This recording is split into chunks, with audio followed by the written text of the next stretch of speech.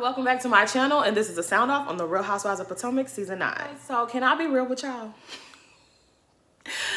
I really didn't know what I was gonna come on here and say to y'all, because this season of Potomac, I just don't know, y'all. I just don't know. So everybody knows that Candace will not be on this season of Real Housewives of Potomac. And while I am very happy for her, I'm very happy. Okay, our sis is about to have us a beautiful little nephew. Okay, I'm so happy that she got to enjoy her pregnancy in peace and be loved on and pampered and showered with love and gifts and well wishes. I'm so happy for my girl. But the Bravo fan in me is not pleased. I need my girl back on my show. Candace. I'm gonna miss my girl, okay? This is the first season since season 4 that I have not been super amped up and excited for Potomac's return. Like, this is the first time I'm just kind of like, whatever. Like, I was watching it last night, but I was like, I was not even fully paying attention to it. I'm not even for a lot of y'all. Like, I went back and watched it, but I really just didn't have, it was missing that razzle dazzle. It was missing that spice. It was missing the pizzazz, okay? It was missing the magic that is Candace Diller Bassett. Like, I need my girl to enjoy, you know, but I'm gonna need you to come back eventually. I'm gonna need my girl to come back. So everyone has been saying that this season premiere felt like Potomac hit the reset button. Everyone's coming with fresh new energy. And I like to approach every season with fresh new energy. But I can't give everybody a clean slate. I'm not going to be able to do that. I'm not going to be able to do all of that. You know, it's going to really be hard for me to get over what Giselle did. Like, I used to love Giselle. And what Giselle did season 7 and season 8 on this show, I don't think I'm ever gonna really like her like I used to ever again. Like, I'm not gonna give her unnecessary hate or critique, because that's just not who I am. But yeah, Giselle, you really did you did your big one with that mess you did season 7 and 8, and not in a good way. But yeah, with all of that to be said, I'm really gonna try to approach this season with fresh energy, okay? We don't need no stale, musty, raggedy, hateful, bitter energy over here on this channel, okay? I'm gonna try to be a good sport and move along. But when Giselle is out of pocket, you know, I'm gonna call her out. And that's just that on that. Okay, so let's get into the Grand Dame's business a little bit. Karen and this DUI, child. I'm gonna start by saying I'm glad that nobody was hurt. I'm glad that Karen is okay. A car can be replaced, a life cannot. So I'm happy to have learned that everything is okay in that respect. Karen driving under the influence or drunk, I don't know. Because there was a lot of, you know, I don't feel like we got the real story or the clear story. I feel like there was some cover up going on. I don't really know. But was I disappointed in Karen? I was. But I think that this is a topic that you really have to approach with some sensitivity. Her saying that, you know, she was sad because the anniversary, was it the anniversary of her mother? Or she said Mother's Day was approaching and she just was having a tough time. A lot of people was kind of making light of it and saying, oh, Karen, you just making up excuses. I don't know. One of the things that has always tugged at my heart when it comes to Karen is her losing her parents, because we have that in common. She lost her parents really close together, so did I. And I started watching the show around that time, you know what I mean? Like, that was shortly after I lost my parents when I started watching Potomac.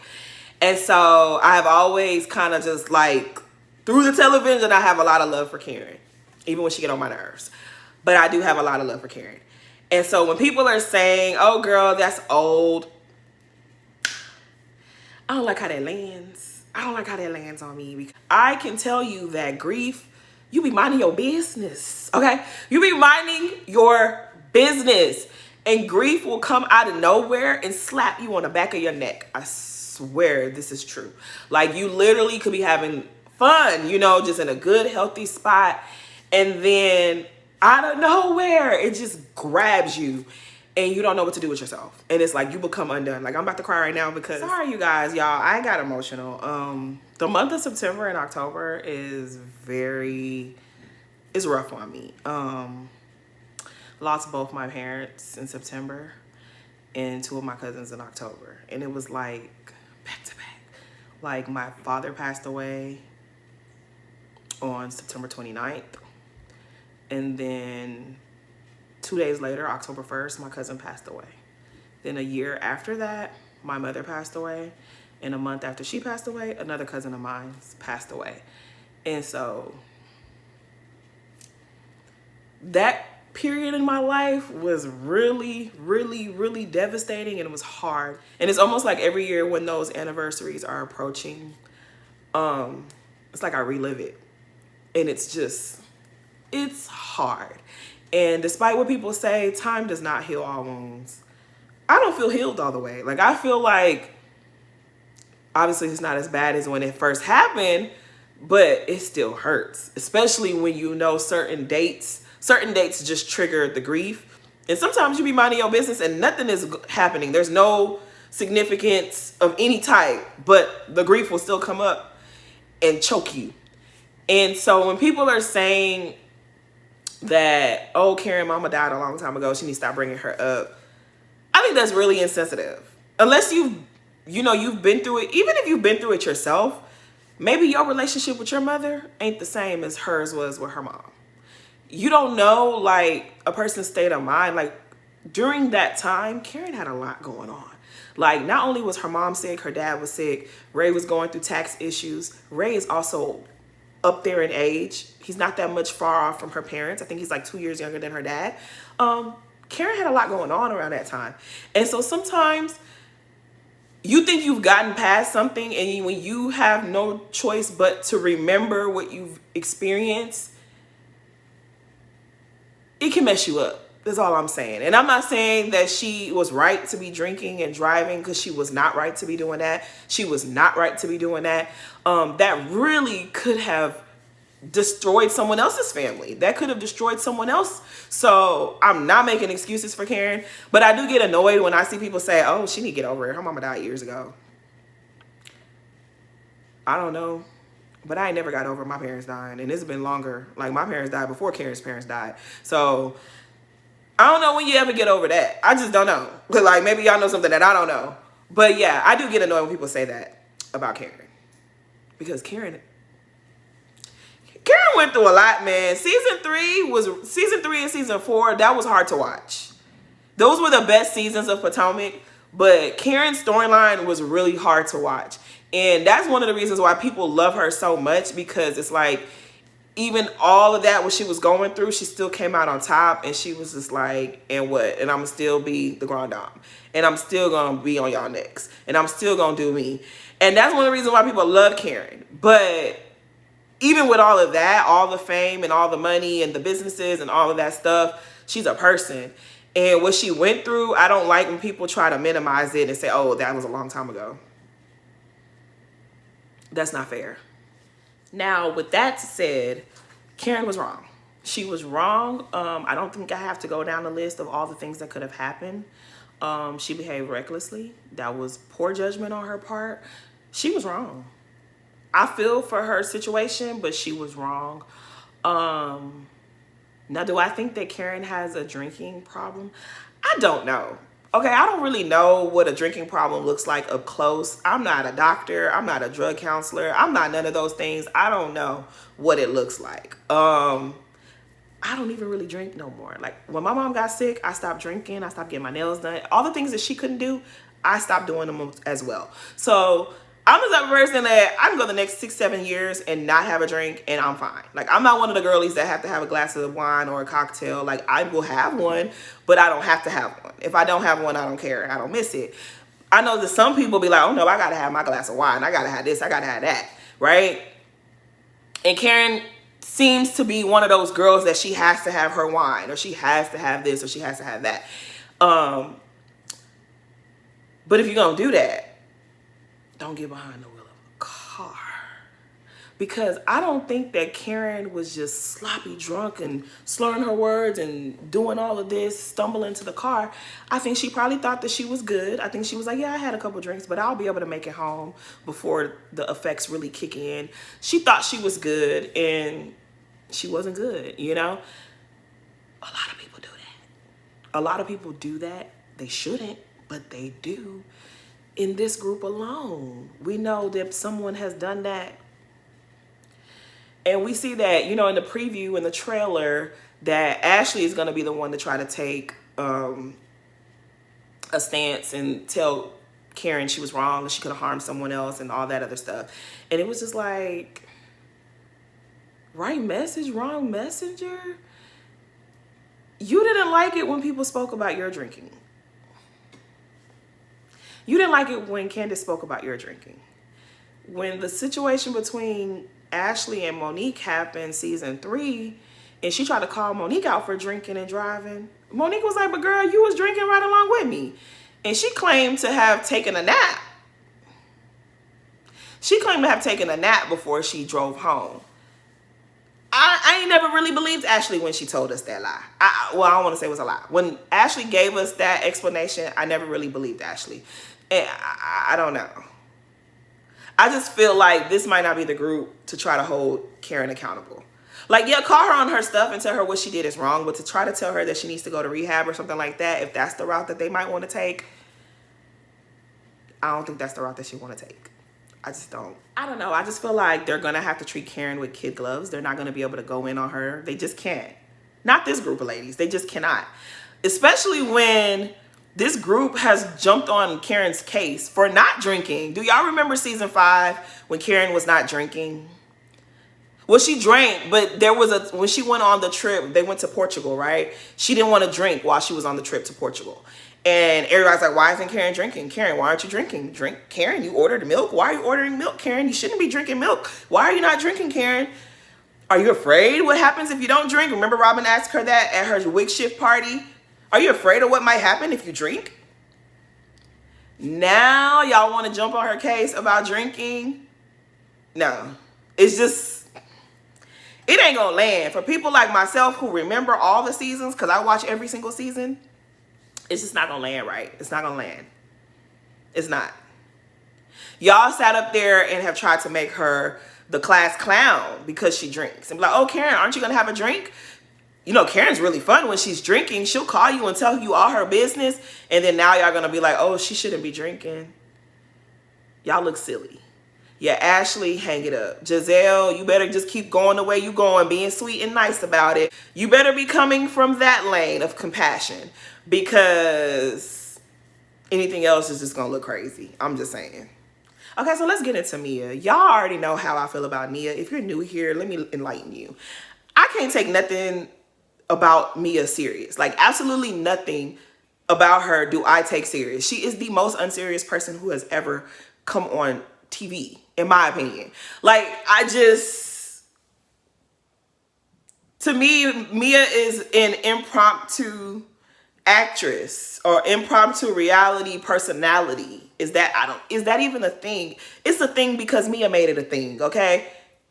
Mia just makes up lies as she goes. Like, she just says whatever she has to say to get her from point A to point B to point C, D, E. Like, that's just what she does. And none of it makes sense. And she's banking on you to get confused and lost.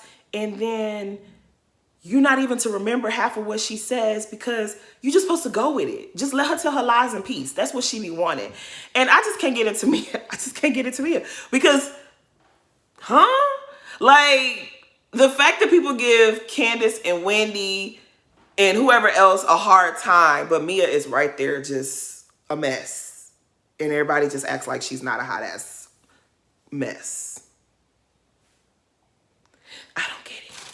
But whatever, y'all. This stunt with the new boyfriend and her husband and them being a support system for her husband, I'm not believing none of what Mia is talking. She just be throwing things out there and just hoping something sticks. And she knows that there are people in the world that are just captivated by her looks and her smiling and just saying goofy shit. People like Carlos King who blow smoke up her behind and tell her she's a star and she is the moment when she is not. The girl is just, she's just a goof. I don't even know what to make of Mia besides she's just an unserious person. But she knows that there are people who go up for delusion in a pretty package. I guess, child, there's somebody for everybody, okay? I guess somebody gotta like her brand of delusion. It ain't gonna be me, but it's somebody out there that loves it. It's a lot of people out there that love it.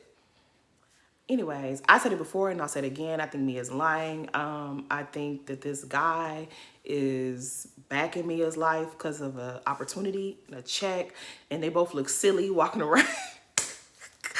They both look crazy. I don't know who looks worse than the other. I don't know. They both look crazy to me. I'm not buying none of this. Somebody pointed out that Mia hasn't filed for divorce. And I guess she hasn't. I don't know. I don't care enough to go look it up. But if they say she hasn't filed for divorce, I believe them. Because I don't believe this story. This story just seems made up. It seems like when G is speaking, he's speaking from a script. It seems like when Mia is speaking, she is speaking from a place of impromptu. Like she went to an improv club class or whatever. And that's what this is. That's what we're watching. I don't believe none of this. Nothing what she's telling us do I believe. Hasn't told us one truth. The only thing that we know to be true about Mia is those are her kids. She's legally married to G and her mama. You see her mama dipped on her. Her mama couldn't take the lies. Her mama was like, nah, get me up out of here. I don't want to be a part of this. That lady ain't told us one truth about herself since. She still ain't told us how old she was. Yeah, you know what? Anyways. That's Mia for you. As for Giselle and Ashley, it's the same old with them. I don't care nothing about their GNA storyline. They don't got no storyline, okay? This GNA business, good for them. Hopefully it makes them a lot of coin. Whatever they put their money into, hopefully they get a return on their investment. But as far as their clothing line, girl, bye. Girl, bye. But you know what? Speaking of Giselle, so everybody know that Jamal got engaged a couple months back. And Giselle was like, oh, I'm so happy for you guys. The lies these people tell to be on TV, it's really terrible. It's really, really terrible. So everybody knew that when Giselle and Jamal got back together, it wasn't giving that they were back together. It was giving very much, that's my homegirl that I had a baby with. That's my homeboy. That's my baby daddy. It was never giving attraction, chemistry, love. We want to be back with each other. It never gave that. It gave homegirl and homeboy, okay? It just never gave sparks and we're in love and we want to be together. And he was cheating on you. He wasn't cheating on you because he wasn't really back with you. So, okay, let's rewind a little bit. Y'all remember at the season 5 reunion where Monique pulled out the binder and called out Giselle for lying about her relationship with Jamal? Remember that? Everybody remember that? Okay, so of course, this was during COVID. We ain't had nothing to do. We was bored in the house bored. We ain't had nothing else to do. When we went looking for the young lady who was supposedly in the binder, the fiance, the current day fiance, popped out. So I thought she was the one who was making all these claims against Jamal. But it wasn't her. It was another lady who owned the magazine. That's who gave Monique all this information for her to throw at Giselle at the reunion. But the fiance, the pastor lady, she kept popping up. Her picture and her information kept popping up. Every time we looked up Jamal Bryant, she kept popping up. Which leads me to believe that her and Jamal was in a relationship this whole time. That was her man the whole time. When you was pretending that you and Jamal were rekindling a relationship, he was that lady's man the whole time. She let you borrow your ex-husband for this show. But that was her man. You wasn't really embarrassed because Jamal cheated on you. We all knew that. I knew that. I never thought for one moment that Jamal and Giselle were back together. But I think what really she was sitting in that chair uncomfortable about is because she knew he had a woman for real. and that this was going to be messy for him and her relationship. That's why she was sitting in that chair looking crazy. Child. I wonder is anybody going to bring that up on the show? I doubt it. See, what Candace say? Real life is way more interesting than the lies that they tell. There was real stuff going on. But nobody ever talks about the real stuff that's going on. They want to talk about made up situations and somebody's husband wanting them that somebody's husband didn't even want. I guess. Okay, now Wendy resigning from Johns Hopkins. I think that the writings was on the wall. This is what she's been wanting to do for a while. And if she happy, I'm happy for her. You know, like, girl, free yourself. Free yourself. Okay, live your best life. We only live once, okay? So do what you gotta do, girl. If Mama Susan gonna be mad, oh well, you grown. You grown. You 40, girl. You do what you want.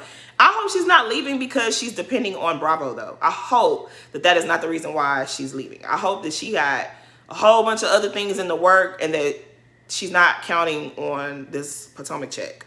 Because, girl, that would be a mistake. But maybe, I mean, look, Wendy done lived her life up until 40 years of age without any of our advice. Okay, now maybe she had Mama Susan's advice. Well, we know she had Mama Susan's. Now, we know Mama Susan was her advisor. It don't matter, okay? It don't matter. Wendy's gonna be okay. I really hope she's not counting on the show. But even if she is, she gonna be okay. She got 4 degrees. Her man got 4 degrees. They got 8 degrees. They're gonna make it work. So kudos to you, girl. Live your best life, Wendy, okay? Live your best life. As far as the newbies that we've been introduced to, I mean, they seem okay. I don't really have much to say about them just yet. We're gonna wait till next episode. Maybe I'll have something to say then. Kiana, she hasn't even appeared yet. That's my girl. That's who I'm waiting to see. Kiana, girl, where you at? Okay, I hope we see you very soon. That's who I want to see. Now, as for Jacqueline, I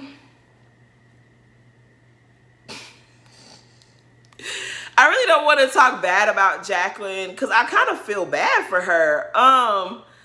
Can I just say Jacqueline and Mia's friendship makes me very uncomfortable. I just don't like it. I just feel like out of the two of them, Jacqueline is the one with the intelligence. Jacqueline is the one with the brain. It makes me feel a way to watch her follow behind whatever Mia tells her to do.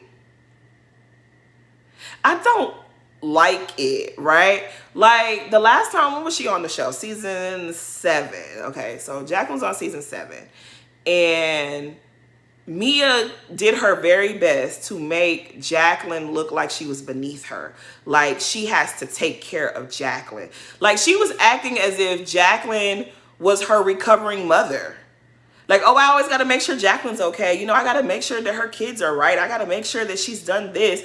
Like, Jacqueline is a fully functioning adult who owns her own business, who's educated, who has, like, lived her own life independent of you.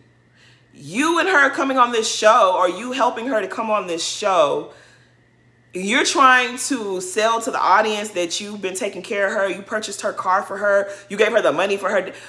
All of that is lies.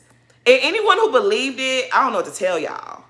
But it's just like, that's another reason why I can't get with Mia. Like, why do you have to put your friend down to uplift yourself? Like, you're already the boss, the CEO. I'm the boss. Who's the boss? I'm the boss. I'm the boss. You're the boss. So why do you have to make Jacqueline look less than in order for her to stand on the show next to you? Like, I don't like their dynamic. I don't. And it's just kind of like bothers me to see someone like Jacqueline. Like, Jacqueline, you don't need this.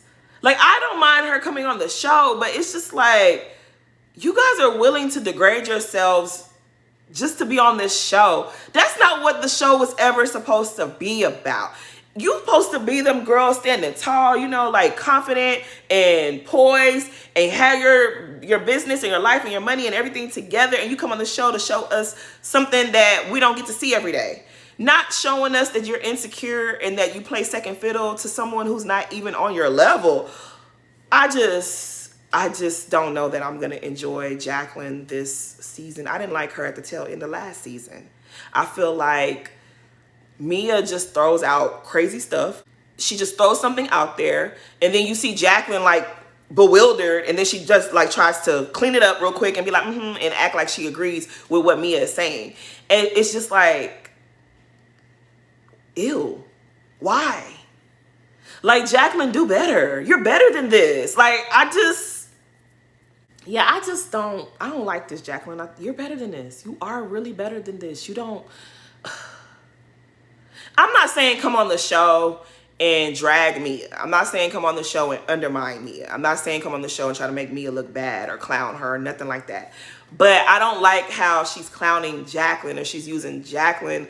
Like, I just didn't like it. I don't like it. If that's what we're going to be seeing from Jacqueline, this could be the last season we see you, because, girl, stand up, okay? Stand up. Have a backbone. Child, I don't know. I guess. Okay, so this celebration that Giselle is throwing for Karen's birthday, it was very messy. It was very shady. But I like the setup, okay? This is probably one of the nicest things that Giselle has set up ever in the 8 years that she's been on the show. 9 years. This is nice. I like this. I'll give you this. Because you really ain't been doing too much of anything before this.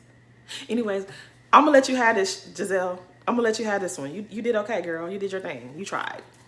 Now, the hat situation. Why Wendy hat look like that? Anyways. I liked everyone's hat, but Wendy's hat. Why did Wendy's hat look like that? That wasn't, I ain't like that. I ain't like that. Okay, so about this whole situation with Karen, Mia, Giselle, and her crying in the bathroom. I didn't feel bad for Mia, okay? Mia, you have been walking around Potomac for the last 3 seasons, feeling protected, and today you got yours. I don't feel bad for you. I like to disagree with Giselle. When Giselle is wrong, I'm gonna call her out. But she wasn't wrong on this here situation. You did not protect your children. You did not.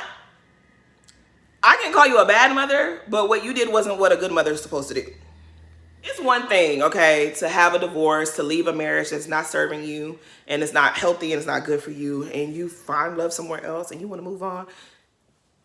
I don't think nobody is disagreeing with that. Nobody at all. Nobody even cares enough to disagree, okay? You should be able to leave whatever does not serve you and move on and be happy and find love and find happiness and all the things, right? But number one, like I said earlier, I don't believe anything that you say. It's hard. It's like that girl that just lies too much. It's just hard to believe anything that you say. Your husband calls you out last season and says that you have been unfaithful and that he has allowed you to go out there and fulfill your physical needs. Just be respectful about it. Don't have your kids around it and whatever. But he found out that you was cheating on him the entire marriage with your ex-boyfriend from high school. That part might be true. I don't know where the lie and the truth starts with Mia. So I don't know. I want to believe that she probably was with this man and this is her real love and whatever. But the timeline is what throws me off, because Mia was allegedly married to her first child's father, right? And she was living, then she moved to North Carolina, and that's where she met G. But so were you still dating the DJ? Were you still dating Ink while you were with your first husband? Or you only reconciled with him during the time you were with G? Like, there's too many lies here. And the fact that you don't want to explain that instead of dragging your children's paternity into question is what makes me feel like this whole thing is a lie. Because where was Ink when you were married to the first guy? Where was he? Was he a part of the picture then? It also looks like you and Ink were running a scam against G. Like, you were taking money from G to take care of you and Ink. The whole thing just looks, It just looks stupid. It just looks stupid. It's not even the right type of scandal. It's not even the juicy type of scandal. It just seems dumb because it doesn't feel real. I feel like if it were real, it would be a little bit more interesting. It doesn't feel real. It's not giving scandal in a good way. It's giving Zeus version of scandal. I don't know. It's not giving what you wanted it to give. It's just not. And your husband came out and said that your boyfriend was trying to claim your son. That's an in-house issue. That's an in-house problem. You and the boyfriend, y'all could have fixed that between the two of y'all. Your husband never needed to bring it on the show. So when Karen and Giselle say you didn't protect your children, they didn't lie. You didn't protect your children. You didn't protect your kids. You really didn't. You know the type of show that you're on. And you allowed all of this to spill over into your kids and it to get on TV.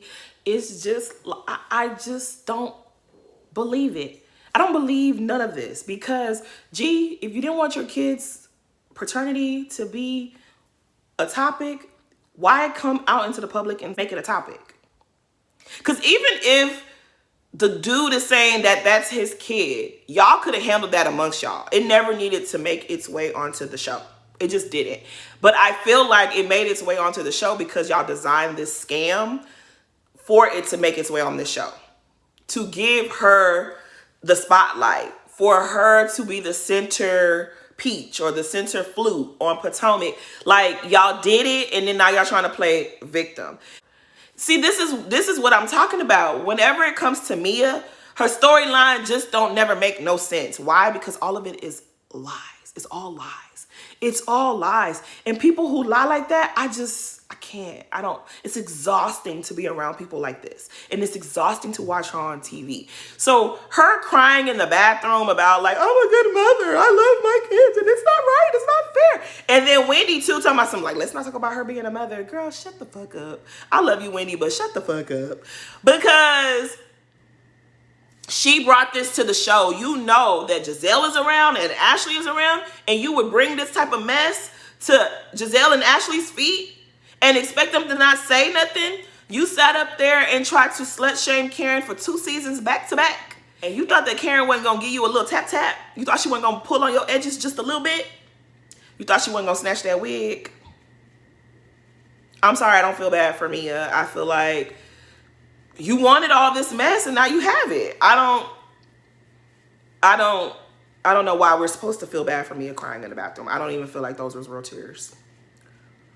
I don't believe none of this. I don't believe any of this. I feel like this is the scheme that Todd set up to come to us with the bullshit. Okay? Mia wanted to be the center of attention, and in that moment, she wasn't prepared for what Giselle and Karen was about to do to her. I don't feel no kind of ways about it. You wanted to be on Potomac, girl, you here. You wanted to be the center of attention, now you are.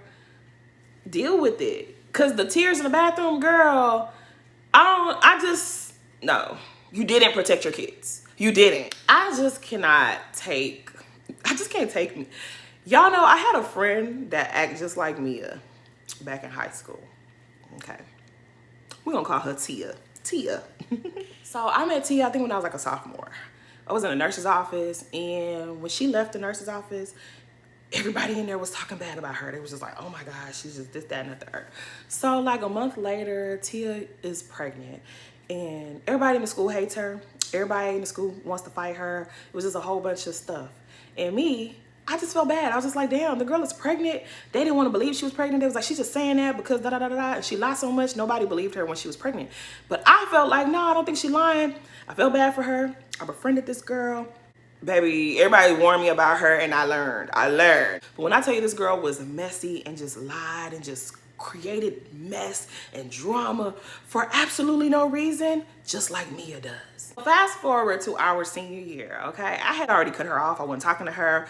I just didn't have time for the mess, and she just was too much mess. And you know, like somewhere between my junior to senior year, like I kind of evolved. I became like a little bit of a bougie little bitch, okay? I just didn't have time for certain nonsense. I just wasn't a part of it, you know? I just didn't want no parts. And so I wasn't talking to the girl. Well, she comes to school one day, And I'm not exaggerating. She comes to school with purple and green bruises on her face. And I'm just like, now she was like a Cynthia Bailey complexion. Like, she was lighter skinned, but she wasn't light. She had purple and green bruises. I had never seen a green bruise. At that point in my life, I had never seen such. I was just like, what the hell? Now, I don't like you, but who did this to your face? I needed to know, right? Like, all of us, like the friends that weren't even really fooling with her no more, we needed to know what happened. She tells us that this girl and her boyfriend and the girl's sister jumped her, like, went to her house. When she opened the door, they jumped her, they beat her up, and da-da-da-da-da, and that's why she had these. And so, of course, like, I was livid. I was just like, I don't like you, but that's not cool. The couple in question, I knew them, okay? They was, you know, a part of the, you know, they was gangbangers, okay? And I was cool with this particular, you know, color. I'm just gonna say it like that. If you know, you know. I was cool with them, okay? I had friends. I had a little boo. You know, I felt like I was down with them. I could approach, you know, cuh. And I was like, yo, what happened? Why did y'all do that to that girl? I'm going off on him because I'm like, this is wrong. If your girl had a problem with her, let your girl in her fight. Why would y'all jump this girl? Why would you like, have you seen her face? And long story short, she lied. He didn't touch her. You had me run into a gangbanger's face, confronting him for doing this to your face, and he didn't even do that to you. His girlfriend and her sister did that to you. And you had us thinking that this man, and he was a larger man, beat you up and put green and purple bruises on your face. When I tell you I don't fool with people who lie like Mia, this girl was like Mia. That girl was, man, her lies were diabolical. You had me screaming and shouting in a gangbanger's face because I'm thinking he beat you up. He didn't even beat you up, girl.